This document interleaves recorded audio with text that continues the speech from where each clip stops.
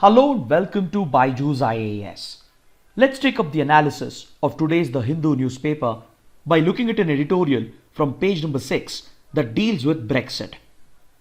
The day before yesterday, Britain and European Union have finalized the Brexit deal, and with this, Britain has managed to avert a no-deal Brexit, which was said to have catastrophic consequences for the United Kingdom, for the European Union, and as well as for the global economy. But before we evaluate the terms of the deal and the future relationship between Britain and European Union, first let's talk about the background to Brexit. See, the European Union is said to be one of the world's largest regional groupings, and it has brought together around 27 countries together under a single political union and economic union. This regional integration that has been achieved through the European Union has brought lasting stability and peace to the continent that was ravaged during the World War days. After the end of the Second World War, a few West European countries decided to come together and end their regional rivalry for promoting peace and stability in the continent through regional integration. So as a result, a few West European countries signed the Treaty of Rome in 1957, which led to the establishment of the European Economic Community that established a customs union. Through a customs union, a common trading bloc was created for few European countries under the European Economic Community. Then, as the Cold War rivalries receded, the membership of the European Economic Community expanded, and several common policies were brought out for the region in order to promote better integration and better connectivity.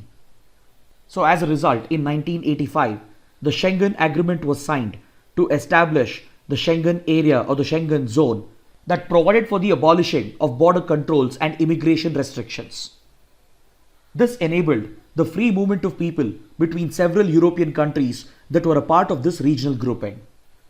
Then as the Cold War came to an end in 1991 with the collapse of the Soviet Union, the Maastricht Treaty was signed by the European countries to replace the Treaty of Rome, and this provided for the establishment of the European Union, which became the successor of the European Economic Community.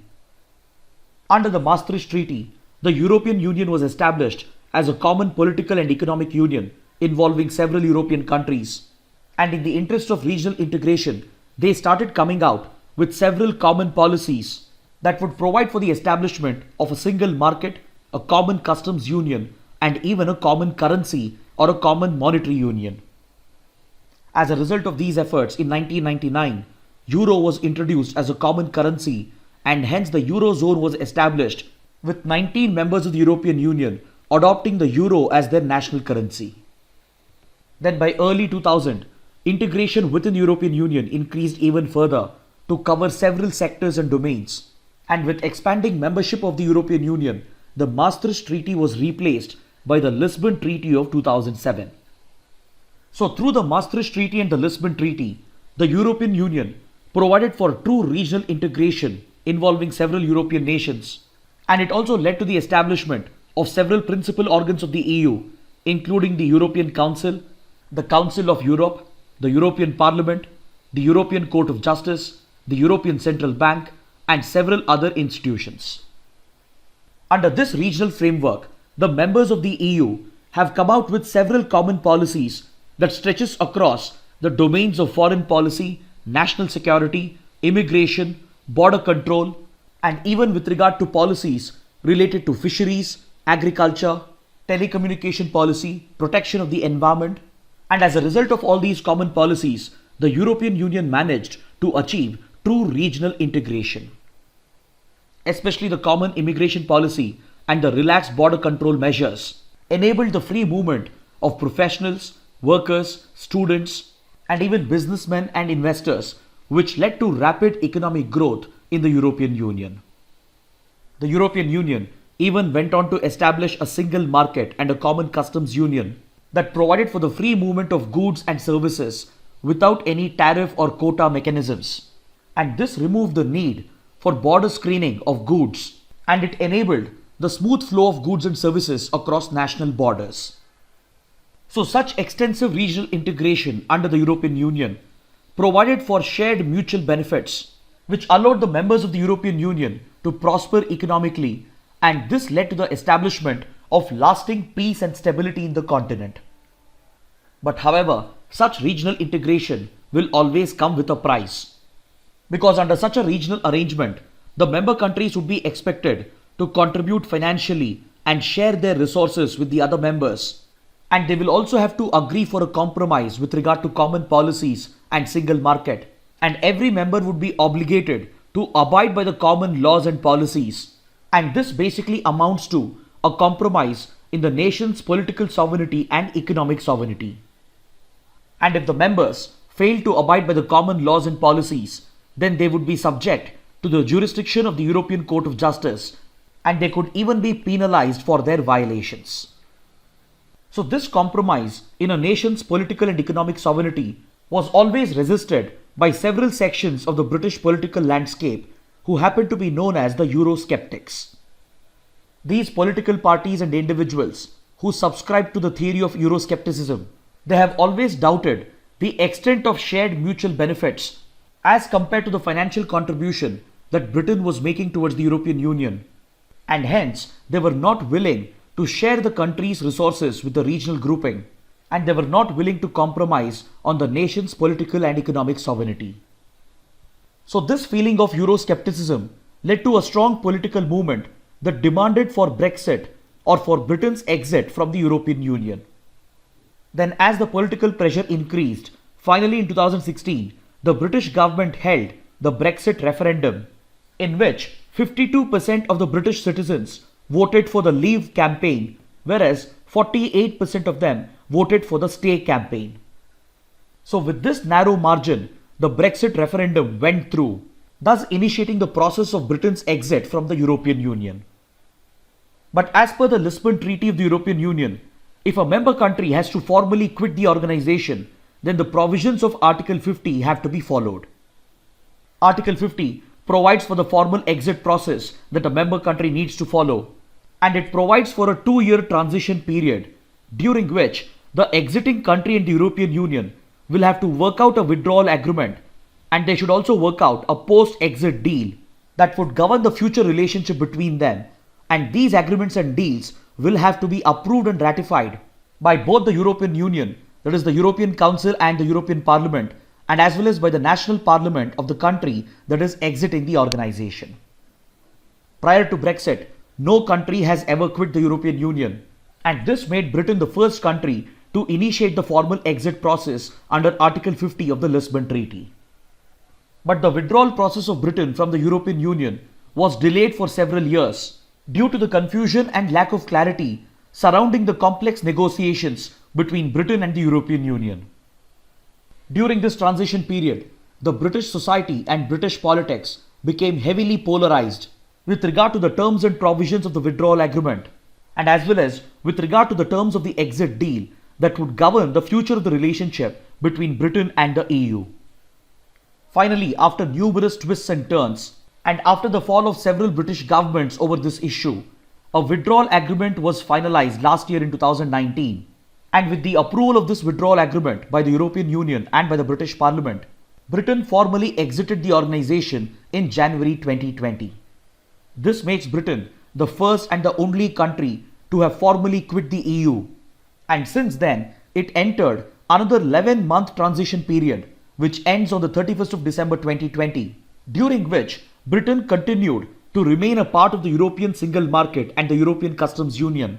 And prior to the end of this deadline, a post-exit deal had to be worked out in order to determine the future of the relationship between Britain and EU in several key areas such as foreign policy, security, immigration, the right to free movement between European countries, border controls and border restrictions, the tariff and the quota on the movement of goods and services, and then of course the extent of jurisdiction that the European Court of Justice would enjoy with regard to Britain's ties with the EU.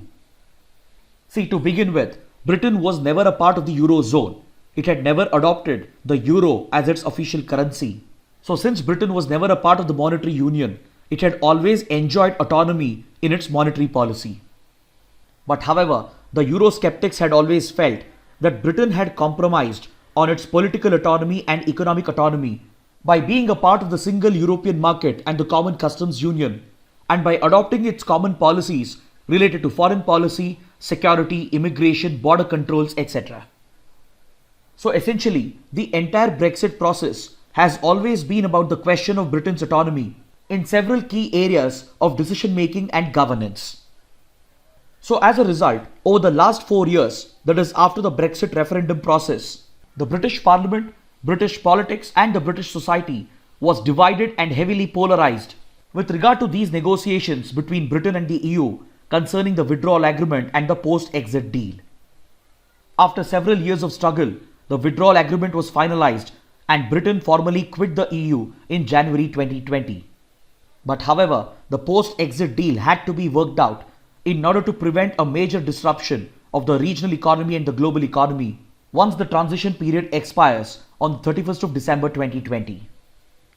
A no-deal Brexit was about to become a reality with catastrophic consequences not just for the British economy but also for the European economy and the global economy. Because in case of a no deal between Britain and EU governing the future of economic relations, then the free movement of people, the free movement of goods and services, and the relaxed border control measures would be severely affected and disrupted, thereby leading to a broader disruption in the regional economy and the global economy. Analysts had estimated the cost of a no-deal Brexit at 6% of the country's GDP for the UK alone. So one can easily imagine its impact and disruption on the regional economy and the global economy. Hence, it had become absolutely necessary for the British government and the EU to work out a post-Brexit deal in order to prevent a major disruption to the nature of economic and political ties between Britain and the EU. With just a few days to spare for the expiry of the transition period, thankfully, the British government and the EU have finalized a Brexit deal, and this has helped in avoiding a catastrophic economic fallout for the time being. Under this deal, both the parties have agreed to continue the free trade agreement for goods with zero tariff and zero quotas in order to cause minimum disruption to the importers and exporters in the region. But however, Britain is all set to impose several new restrictions with regard to movement of goods between Britain and the EU, and as a result, there could be enhanced border screening and border checks, and as well as enhanced paperwork beginning from the 1st of Jan 2021. And this could still create some confusion and disruption to the movement of goods between Britain and the EU. But however, the provision of zero tariffs and zero quota and the continuation of free trade in goods has come as a lifesaver for the economic relations between Britain and the EU. The fact that the UK is heavily dependent on the EU countries for its food imports has helped in the introduction of this provision that continues the free trade agreement for goods even after the transition period comes to an end on the 31st of December 2020. Then with regard to the right to free movement of people between Britain and the EU, both the sides have agreed to continue visa-free travel in order to cause minimum disruption to students, workers, professionals and businessmen. And this is definitely a welcome sign in the larger interest of the regional economy and the global economy. But however, we can expect enhanced border screening and border checks for the EU citizens while they are seeking to enter British territory. But however, one major concern is that trade in services has not been covered under the post-Brexit deal, and this is largely because of Britain's resistance to include services under the free trade agreement. Because Britain, especially its capital London, is seen as a hub for financial and legal services, and it wants to retain this edge, and hence it has not agreed for the inclusion of services under the new FTA. So this leaves the decision to individual companies and businesses to work out ad hoc measures in order to ensure that the end of the transition period causes minor disruption to financial and legal services, and as well as the trade in other services between Britain and the EU. Then another major area of contention was fisheries. Because see, under the European Union, the member countries are required to provide access to their waters, to their exclusive economic zone and even to their territorial waters, to the fishing vessels of other member countries as well.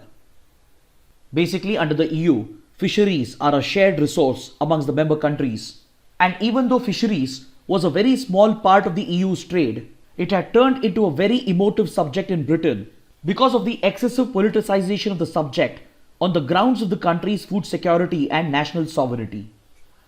So there was a lot of opposition from Britain to provide continuing access to British waters for the fishing vessels of other European members. But however, Britain has finally conceded and it has agreed to provide access to the fishing vessels of other member countries of the EU to British waters for another period of 5.5 years, following which a further review would be taken up. Then another big concern about Brexit was the question of border controls, especially between Northern Ireland, which is a troubled province of Britain, and the country of Republic of Ireland, which also happens to be a member of the EU. Since many decades, there has been a movement going on, including an insurgent movement, to integrate Northern Ireland with Republic of Ireland by liberating the region from the UK. But however, this political and insurgent movement has been brought to an end over the last few decades. And currently, there exists a very soft border control mechanism between Northern Ireland and Republic of Ireland. But many believed that following Brexit, Britain would bring back harsh border control mechanisms between Northern Ireland and the Republic of Ireland, thereby disrupting the cultural and economic relations between the two regions. But however, under the withdrawal agreement that was finalized last year, Britain agreed to retain soft border controls between Northern Ireland and Republic of Ireland, and this has come as a huge relief to all the parties. Then members of the EU had another major concern, that Britain, with its new autonomy in several areas of economy and trade, could come up with disruptive industrial and environmental laws that could threaten competition and disrupt the level playing field for other European countries with regard to business friendliness and business environment. Because under its newfound political and economic autonomy, Britain might come out with new laws that would provide for relaxation with regard to environmental standards, labor rights, and further reduce obligations on businesses in order to attract more investments into the country. This was feared by the EU members to threaten competition in the European region and disrupt the level playing field for countries and businesses that was created under the EU. But on this crucial question, Britain has agreed to continue providing the level playing field without relaxing its commitments to competitive laws and environmental standards of the region. Now, this post-Brexit deal which has been finalized will have to be approved by the British Parliament, but this would definitely be a very smooth process because currently the British Parliament is dominated by the Conservative Party and the deal has even been supported by the opposition Labour Party as well. Then it would also have to be approved and ratified by the European Council and the European Parliament, and since approval and ratification by these institutions of the EU is going to take some time, a provisional deal would come into operation once the transition period ends on the 31st of December 2020. So this deal and the new free trade agreement that has been worked out will determine the future of the relationship between Britain and EU, and these provisions would be subjected to further review in the coming years. So now the priority for the British government would be to ensure that minimum or no disruption is caused to the movement of goods and people because of the re-emergence of some form of border controls, and the British government will have to ensure that bureaucratic red tapeism shouldn't disrupt the supply chain, because even a minor disruption from the 1st of January 2021 could have catastrophic consequences for the European economy and the global economy. Next, we have a related article on page number 14, which examines the future prospects for India with regard to its trade and economic ties with the UK and the European Union. Since both are very important trading partners of India, India will have to go forward to sign a new free trade agreement with the EU and as well as with the UK in order to secure and protect its economic interests. See, right now it is still very premature to evaluate the impact of the new deal on India's economic interests. But however, economic experts believe that the new deal signed between Britain and the EU would not help Indian goods much, but however, it could be very beneficial for Indian services. So in this regard, India will have to accelerate the ongoing FTA negotiations with the EU known as the Bilateral Trade and Investment Agreement. Then we should also pursue an independent FTA with the UK in order to protect India's financial investments and economic interests. Now let's look at an article from page number 1. India's Border Security Force and the Border Guards of Bangladesh have concluded at a recent meeting that the perception of large-scale illegal immigration from Bangladesh is not based on facts. See, from 1947 to 1970s, there has been a large influx of refugees, migrants and even illegal migrants from Bangladesh and East Pakistan into the northeastern parts of India. This has even led to large-scale demographic changes in the northeast, and it has directly contributed to an increase in socio-ethnic tensions and even to the birth of several insurgent movements. Because the natives of few northeastern states who were opposed to large-scale illegal migration from Bangladesh and East Pakistan, they took up arms against the state and they have led insurgencies against the government of India. But of late, the extent of illegal migration from Bangladesh has gone down, but despite that, the issue has been heavily politicized and it has even led to large-scale polarization in the Indian society on communal grounds. So to clarify this perception that large-scale illegal migration continues from Bangladesh, the BSF and the BGB, they have agreed that illegal migration from Bangladesh has gone down in the last few years because of enhanced border control measures implemented by both the border guarding forces and as well as because of rapid economic growth in the Bangladeshi economy. See, earlier, most of the illegal migration from Bangladesh was being driven on economic grounds.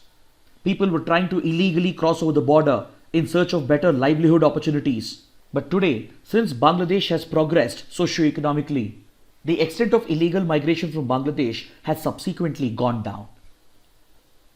Next, we have a few articles in today's newspaper, which we have already covered in our previous sessions. First, we have an editorial on page number 6 that deals with the new labor codes. But this topic has already been comprehensively covered on the 20th of September. So kindly go back and watch this analysis and go through the column once. Similarly, there's an article on the recent decision of the Union Cabinet related to the approval of a revised scheme for FDI investments in the DTH television distribution sector. This topic has already been covered in detail on the 24th of December. Then on page 6, we have one more column that deals with Article 356 or President's Rule and the controversial decision of the High Court of Andhra Pradesh. This topic has been covered comprehensively on the 19th of December, so kindly go back and watch these videos and go through these articles once. Now let's look at the practice questions for today. Which of the following statements are correct? Satkosya Wildlife Sanctuary is located in Telangana. It is located where the Mahanadi River passes through a gorge in the Eastern Ghats Mountains. It is also a tiger reserve. Amongst the given statements, the first statement is incorrect because the Satkosya Wildlife Sanctuary is located in Odisha, not in Telangana. So the correct answer is option C, 2 and 3 only. This question has been asked because on page number 1, the Hindu carries an image that depicts the Mahanadi River and as well as the Satkosya Wildlife Sanctuary. Now let's look at the next question. Identify the root cause that gave birth to insurgency in Tripura. The correct answer is option C, the influx of migrants from East Pakistan and Bangladesh. This is the root cause for insurgency not just in Tripura but also in Assam. This question has been asked because according to this article on page number 4, the Tripura state government has launched a scheme to provide government jobs to the family members who were affected during the insurgency period in the state. Let's look at the next question. Which of the following statements are correct? Protochlorophyllite found in young plants is an intermediate in the biosynthesis of the green pigment chlorophyll. Young plants make a precursor of chlorophyll called as protochlorophyllite in order to facilitate quick synthesis of chlorophyll. Both the statements are correct. Option C is the right answer. This question has been asked because according to this article on page number 5, researchers from the Indian Institute of Science Education and Research or IISER, they have identified a gene that facilitates the development of the chlorophyll pigment, which in turn turns the plants green in color. Let's look at the next question. Which of the following statements are correct? Indian Space Science Data Center is the primary data center for the payload data archives of Indian space science missions. It is responsible for the processing, archiving and disseminating the payload data and related data for space science missions like Chandrayaan, Mars Orbiter mission Astrosat, etc. The public release of data archived at the center is prepared in the standard globally followed Planetary Data System 4 format or PDS4. All the three statements are correct. Option D is the right answer. This question has been asked because we have a related article on page number 8. According to this article, ISRO is all set to release the first set of data collected from Chandrayaan-2, which is processed and archived by the Indian Space Science Data Center as per global standards under the PDS4 format. Let's look at the next question. Which of the following statements are correct? India has signed an intergovernmental agreement with Russia to procure 200 Ka-220-60 helicopters. It is a twin-engine attack helicopter for the Indian Army and the Indian Air Force. Amongst the two given statements, the second statement is incorrect. See, in 2015, India did sign an intergovernmental agreement with Russia to procure around 200 Ka-220-60 helicopters. But this is a twin-engine utility helicopter and not an attack helicopter. It is primarily used for logistics, transportation, surveillance, etc. And India has ordered these helicopters for both the Army and the Indian Air Force to replace the outdated Cheetah and Chetak helicopters. So the correct answer is option A, 1 only. This question has been asked because we have a related article on page number 10. According to this article, the intergovernmental agreement between India and Russia has been stuck because of the 70% indigenization or localization requirement that has been mandated under the defense procurement procedure. Let's look at the next question. What is E-Sampada initiative that was recently launched by the Government of India? The correct answer is option C. It is a single window platform that has been provided through a web portal and a mobile application for the allotment of government residential accommodations and office space to other government organizations. This question has been asked because we have this article on page number 10 that makes a reference to the E-Sampada initiative. Let's look at the next question. Which of the following non-OPEC countries are members of OPEC Plus cartel? Russia, USA, Azerbaijan, Bahrain. The correct answer is 1, 3 and 4. That is option B. See, USA is not a part of OPEC Plus. This question has been asked because we have a related article on page number 14. According to this article, Russia has backed an increase in oil production by the OPEC Plus from February onwards. See, the OPEC is basically a cartel of oil producing countries that determine the production and the prices of oil in the global market. OPEC is led by Saudi Arabia and currently includes these 13 countries as the members. Previous members of OPEC include Indonesia, Ecuador and Qatar.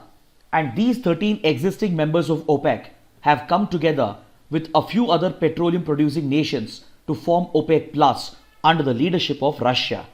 So OPEC Plus includes these OPEC members and several other non-OPEC members such as Russia, Azerbaijan, Bahrain, Brunei, Kazakhstan, Malaysia, Mexico, Oman, South Sudan and Sudan. Let's look at a question from the 2019 prelims paper.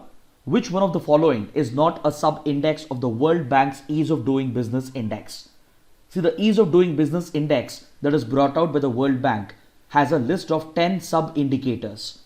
So ease of doing business or business friendliness in a country is measured based on the performance of that country under these 10 categories. Under these categories, maintenance of law and order is not included. So option A is the right answer. Finally, let's look at a few mains practice questions.